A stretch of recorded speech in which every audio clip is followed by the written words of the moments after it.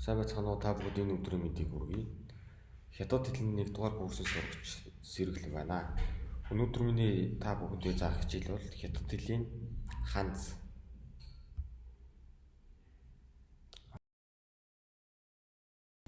Үгнүүдээ харцгаая. Эхний үг Jiamian уулзах, Xiao инэх, Liao ярилцах гэсэн үг байгаа. Дараагийн шишний баярлалаа. Бөкөчи талархах хэрэггүй гэсэн үг байгаа. Дүй бүчи гэдэг нь уучлаарай. Мэгванши гэдэг нь зүгээр дээ.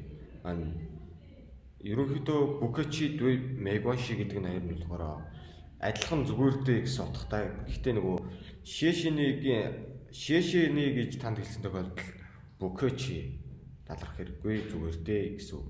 Харин дүй бүчи гэдэг танаас уучлалт гоохот мэгванши гэж хэлэх нэ.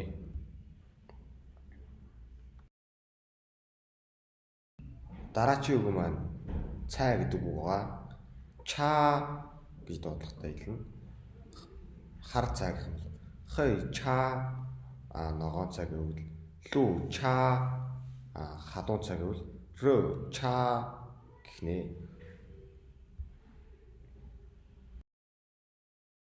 Дараагийн үг маань шанкө хичээл орох, шакө хичээл тарах, хуй хуралдах гэсэн үг байна.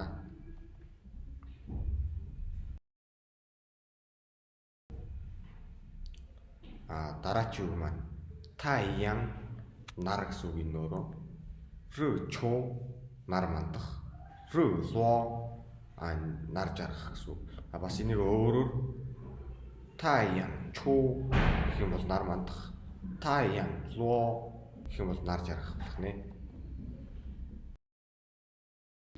За хичээл дуслаа. Анхаарал хандуулсанд баярлалаа.